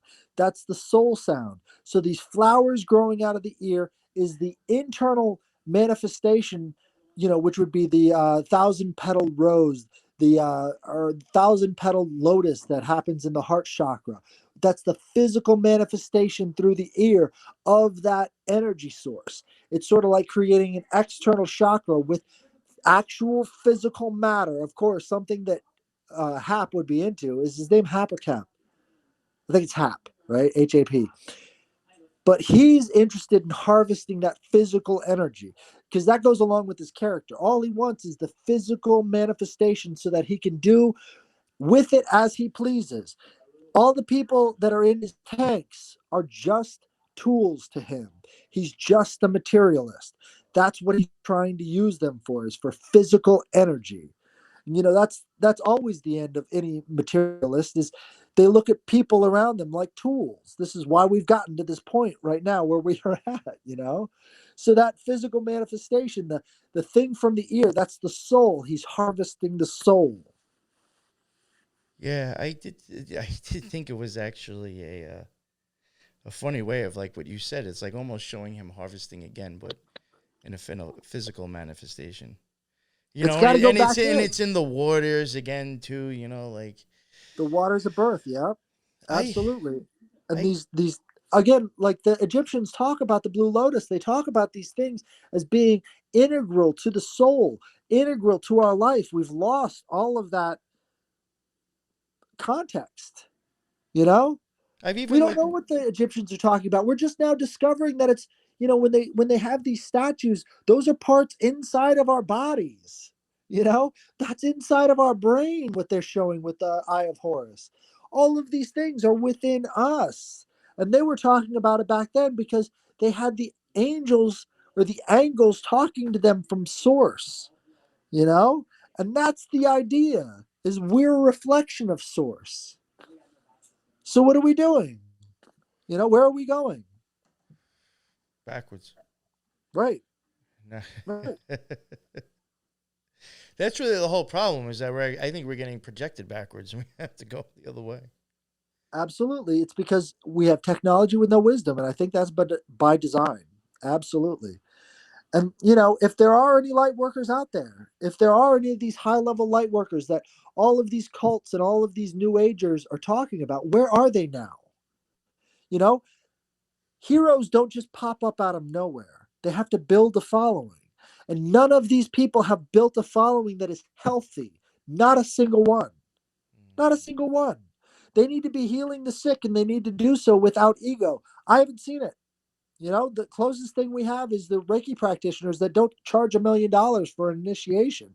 And again, what do they do in a Reiki initiation? They're tapping on different parts of the body. They're tapping on the hands. They're awakening the chakras. The only people that humans put up on a pedestal lately are loaded.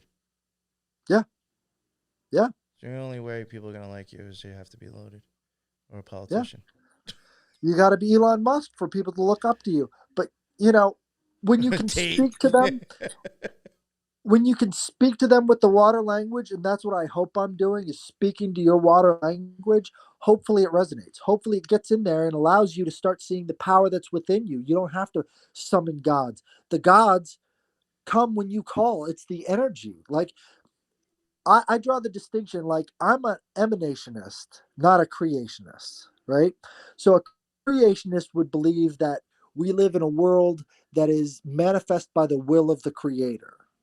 I believe it's the energy of the creator that manifests on these different levels, manifests down the tree of the Kabbalah tree, manifests from one frequency to the next. It has no choice. It must do it, and saying you've got a will, that implies a choice. I don't believe that a creator that has given all this stuff has done so as an act of will. He's done so as an act of love, right? Love and an act of will might be the same or might be slightly different. Like, through loving your creation, you're giving them the opportunity to discover you. You're giving them the opportunity to move up the tree. You're giving them the opportunity. You're not taking away anything. By loving a person, you're not taking away anything from them. Having an act of will sounds like an imposition on them. You see? So if you're a creationist, you have to believe that they're imposing their will on something else. By loving matter, it emanates throughout the spheres down to, right? And that's where the idea of love under will sort of gets screwed up, because love under will implies that you are imposing your will, right? I don't believe that. I believe that it's free. Well, this was the thing, and like I'm not trying to give this guy too much credit either. Is that like at the, when I was reading that thing about the chakras, it was like kind of like that heart chakra is like a major stage to get across, and it was talking about like going up farther is like kind of like going towards your will, going towards knowing your will. That was the love chakra. So like you need to have some sort of breakthrough to go above to find the will. Yep. So maybe that's why love would be on the but I wasn't trying to like, you know. Love under will. Like they talk about your true will. Your true will can only come about by aligning that heart chakra, Yeah. right? That's what it That's was how you getting at. Yeah, manifest. that's what it Yep. was pretty much getting at. Yeah, That's how it but then goes. again, it said, you know, their opinion was is that that love also has to be changed. I do love this example, and I think you'll understand it too. He was even this person, this author, not he, she, was even getting at. I think like sometimes like when does like a mother or a parent's love for a child start going against their will, or Yeah. when do you start encroaching on them and just controlling them? You know, so Yep. or like or people in general with relationships. You know, how often does our love start impeding on people being who they are? Right. You start wanting to mold them to your liking so I can love you more, you know? So that goes Right. along. They were saying like you need to start like stopping that. You need to keep an eye on that and also start, you know, having love for more spiritual stuff instead of so much of the lower realms. So Right. I find that very interesting. And I think Very good that's advice. the thing is like when does love become toxic? And when it becomes toxic, you become like that fallen angel, right? That's when the love becomes toxic is when you fall away from the source. I mean, I think a perfect example, and this may sound screwed up, but like, yo, like our parents, or if I had kids, would have been conditioned to make up a bullshit story to tell my kids so they can feel good when I give them a present a few times a year. Yep. Out of love and out of feelings, I'm going to lie to my child Yep. and hand them something at the same time. How much of a fucked up situation is that? The energy on that is Eat completely this wrong. bullshit story and take this gift. And then you'll be upset when I tell you a few years later that I lied to you. But you have to love me because I'm your parent and I'm older than you. Right. I mean, come on. We're given the story of Horace fucking just because of the way people act. When he's Right. tired of the bullshit he's been fed and he rebels. Right. And there is a difference between a story and a lie.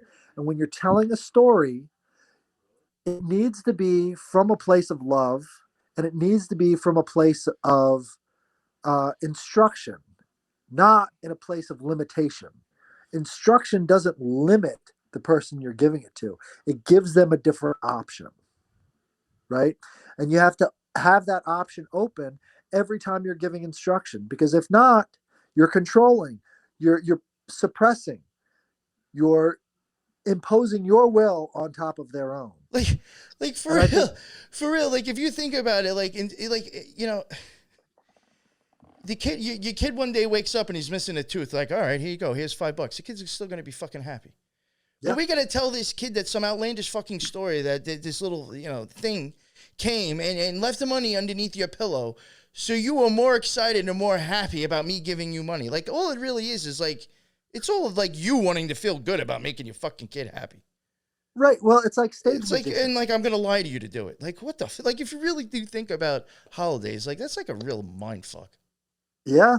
But again, it's that first magic, right? So that stage magician wants to produce amazement in his audience. And you want to produce amazement in your children. So you tell them these stories about Santa Claus and the Tooth Fairy and all the rest of these things so that they're fully amazed and they're engaged and they're like, wow, the wonders of the universe never cease. There's a fairy that puts money under my pillow. And at the same time as you're producing these things, you're going to take away from their faith in the future by having them believe this fully and then have their dreams and their hopes crushed by reality. It's a misappropriation of initiation. Initiation should open you, not slam the door shut.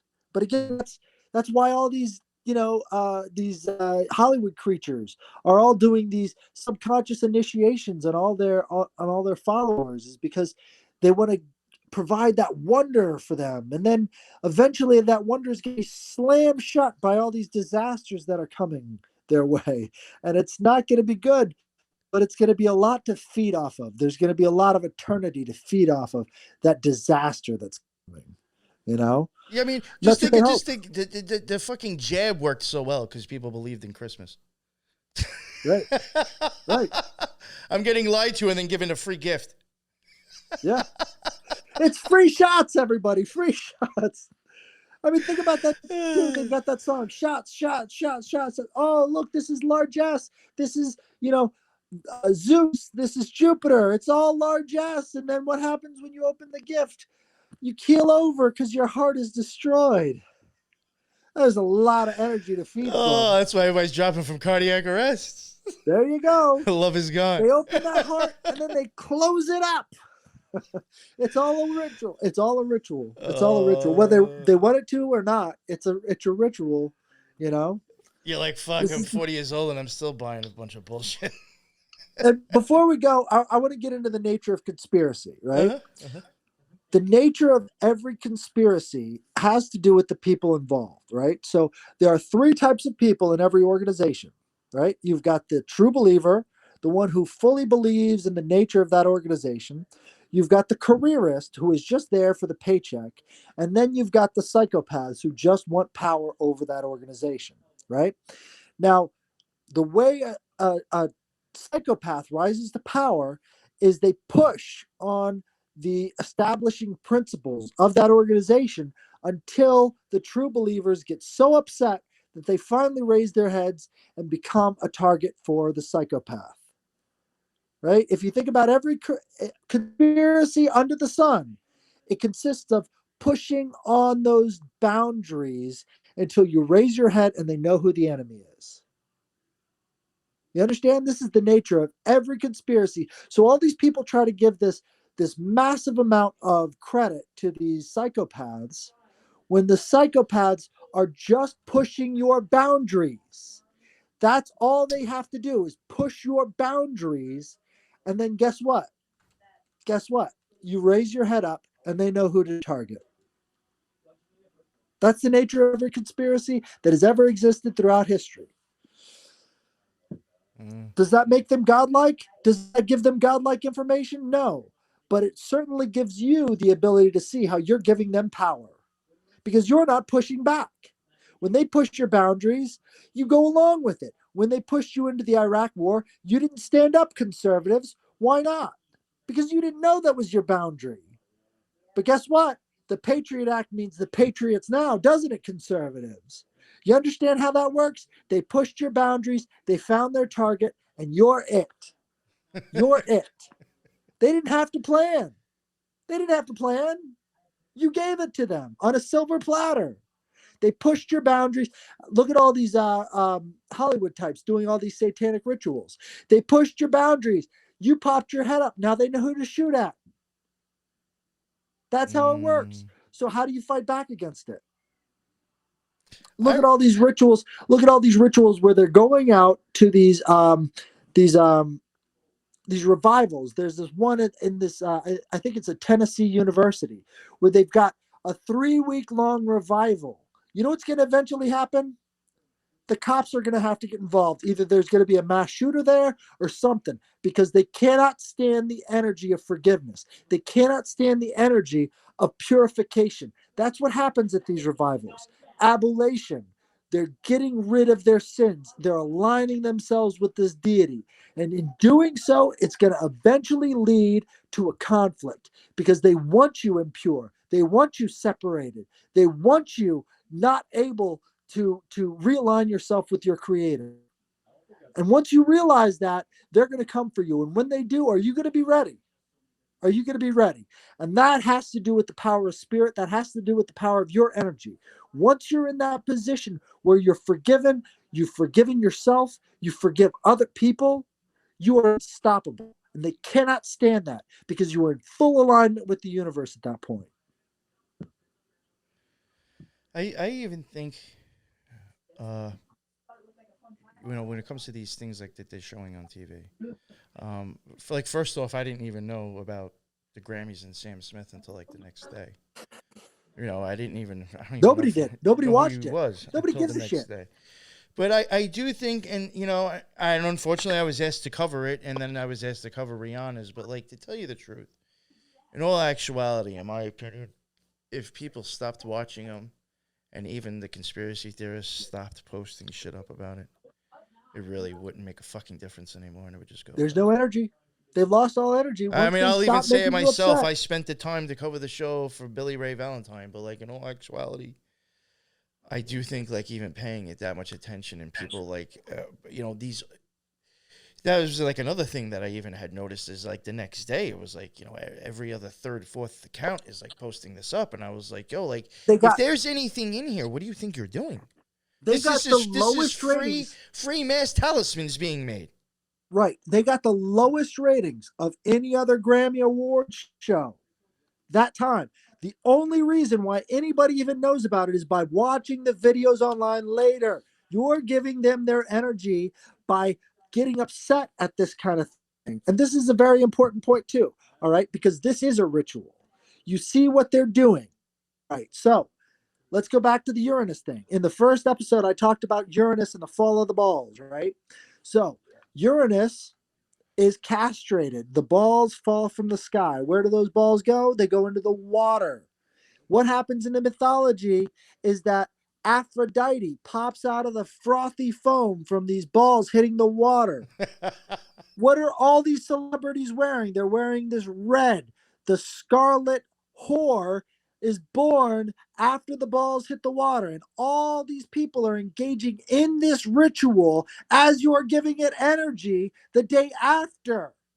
It wouldn't work if you weren't paying attention to them. And here we go. We've got more explosions every day. The Titans are rising up. This is part of the plan. And you're playing right into it by giving them the energy they need. I do think the explosions and the chemical and the hazardous release stuff is in a way showing, I think, kind of like beast energy coming in. Absolutely. Expansive male energy. And then, because the thing is that what you said to me is that like the next thing will be the Scarlet Whore coming in. If you were to want to really manifest the energy that's being used right now, you would have to bring in more, I think, feminine form to do more destruction with it and feed it more. So I was wondering, like, I do think you might be right. Like, we need to add some more feminine, bring more of the dark matter into energy to start really construct something serious. Right. Well, they're using it right now because every time we get upset, we feed their spells. Every time we get upset, we should be asking forgiveness. We should be aligning ourselves with our own deities and not paying attention to their rituals at all. And if we can't do that, you better be ready for war because this Scarlet Whore that they're building is going to be like Kali. It's going to be a Kali Yuga event because that's all they want. This is why they're pushing us into World War III over in Ukraine. This is why they're bringing about these natural disasters. They want you scared and helpless. If you're not aligning yourself with your God, if there is a revival going on, I don't care if you're a Christian. I don't care. You need to show up and you need to partake in the energies that are happening there and stop paying attention to the energies that are happening on your TV because those energies, I don't care if you're a Christian or not, are going to be more beneficial and nutritious to you as a human being in those areas than anything they've got for you on the TV, anything they're showing you on the news, anything they're showing you on the internet. Stop rage baiting. Get on your knees and beg for forgiveness because that is the feeling that you should be having right now. You should be feeling that and not paying attention to anything they're projecting at you. That projection is what the pandemic is. Yeah, get off of it. Yeah. Real quick, I just want to try to add. I agree with what you're saying. I think when it comes to this is just my opinion. The Sam Smith and then the Rihanna things. I do think one continued after the next. I do think what we saw in those things is, in my opinion, in the Sam Smith, I'll try to be real quick, is like they went from like this fourth sphere of Chokma, went across the sun, Tiferet, and then went down to the corner of Hod. You saw, Chesed. I mean, you saw a lot of shit, but in my opinion, you saw it coming down the tree. Now, the vices that bring your soul... all the vices that brings your soul and it weighs it down and brings you here and grounds you, that's what's being handed visually to the crowd, but they take it on as that shit's being cool. Yep. And you grab onto those things, and I think Rihanna's was even taking it even further, which made me wonder, is like something being birthed like now. But like the thing is... We have a moon Jupiter Venus alignment that is going on right now. Yeah. Venus is Aphrodite. And what they're doing is in perfect alignment with these planetary energies, they're doing these rituals. That's what, look, and when you're aligning yourself with the stars, you're aligning yourself with these rituals, something big is happening because you're feeding into it. So we've got to Yes. get off of it. Yeah. So I think even the problem, like even going back to what you're saying, if people didn't watch it, again, it's like a lot of these, like an outlandish outfit or idea or whatever. If that didn't exist in the person's mind before they saw it, they wouldn't have had it as an option to choose. Nope. So if you're not watching these outlandish things, you can't even have the option of like, oh, I want to imitate that person because they got popularity. You know what I'm saying? So like, it just eliminates so many things. The So I Hollywood, think what you're getting at is just I think we're both in agreeing on here. I think just stop paying it mind. yeah, the Hollywood degeneracy wouldn't happen without cutting off your member, right? Degenerate. What they're doing is taking your power, your generative power. All men have that generative power, that 90-degree angle that comes out from their bodies, right? All women have the ability to nurture that power into something that is a human being, the greatest magic trick ever done, right? If we stop letting them degenerate us, degeneracy is the degeneration of our, I mean, it only makes sense why they're so into this trans agenda, they, them. That's degeneration. It's cutting off that generative member. It's cutting off your angel. It's cutting off your bridge to the future. That's what it is. So you've got to get out of that. And the only way to do that is to realign yourself with that generative energy and use it for yourself. You've got to stop being attracted to these models, stop being attracted to these things. It's all to degenerate you. Uh, I even said on, I didn't say, probably in a chopped up way on Infinite Fringe when I covered the Sam Smith performance. I really do think that was it Petra? I can't remember Kim Petra. What the fuck its name was? She got Hey, she got chopped as a kid. Chopped that as a kid. that in the cage, in my opinion, is the false, misunderstood light coming from the hermit's lamp. Yep. When you have it up here and the hermit's up there at the top of the tree, that light's gone through Leo, so now it's no longer a wild flame. It's a focused orb sitting inside the lamp that is focused enlightenment. And I think, like, the chaotic shit, like, I do think it really was showing, like, a coming down from the tree and being, Yep. like, disillusioned knowledge, maybe. Kim Misunderstood Petra knowledge. is the embodiment or the personification of this degenerative light because she was a he as a child and she got it taken care of as a child. They did surgery on her. That's who she is. She is the light of degeneration. That is the perfect example. Everything has to do with the moon, right? The moon, when they talk about the moon matrix thing, the reason why the moon is so effective in keeping us trapped here is because it's just showing us a reflection of ourselves. That's all it's doing. It's showing us the reflection of ourselves. And when they create these reflections, they want to you in such a way to where you can see it within yourself. That's why you see the man, the moon, right? What they're doing is they're showing you yourself, and that's how they trap you is by showing you yourself. It has nothing to do with the sun. They're showing you your energy reflected back at you. This is why the moon has a cold energy to it. It's colder under the moonlight than it is in the shade. Why is that? It's a reflection of yourself. Keep that in mind. It's very important. Once you can see that and you understand how to use the moon energy for your purposes, for your development, it stops being that cold light. It's something different at that point. But the reason it's so effective is because we can't ever stop. We can't ever look away from ourselves. We're like Narcissus. We're falling into that hole. We're falling into that water. And that's why we're trapped. is because we keep looking at ourselves as the way we are instead of the way we should be, which is these beings of light. It's a mind fuck. For sure. I think you said it well right there, and I think we could just wrap it up now if you don't mind. So. Absolutely, yeah. Hell yeah! Thank you so much, man. That was a banger. Hour and 54 minutes. Oh man, That thank went you. by fast for me, Yeah. actually. That was a great talk. I know we, it was about OA, but so many other things, and I thought that I thank you, bro. I appreciate it for a good time. You want to Thank everybody? you. I hope we can reach people. No, listen, we had a bunch of people on the chat. I think it did pretty well. I think people understood where we were going with this. Yeah, and I do want to thank all of you too. We had Eric, we had Asha, we had Helena earlier, Teresa. The other guy, I don't know how to pronounce your name.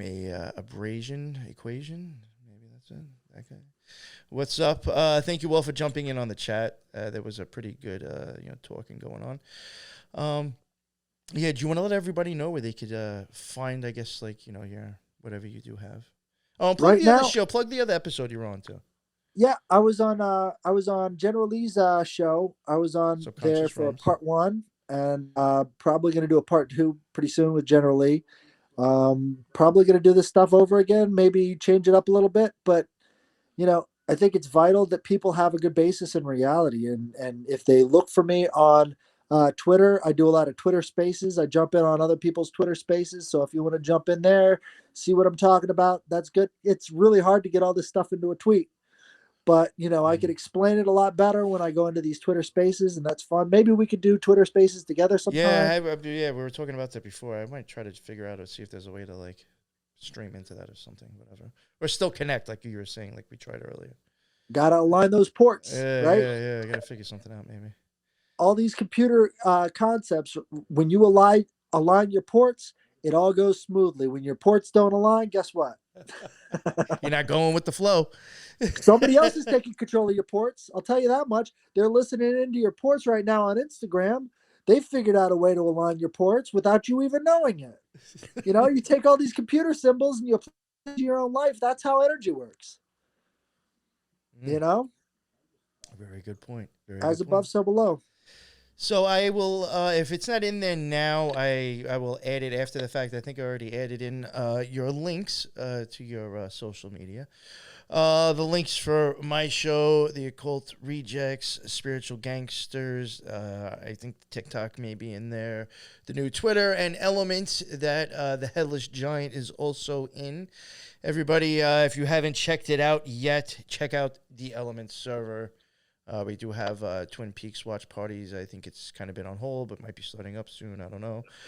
We do stuff like that, and we got other shows and tons of topics in there. And Headless Giant is in there as well. So check that out. And thank you very much, Bud, for coming on.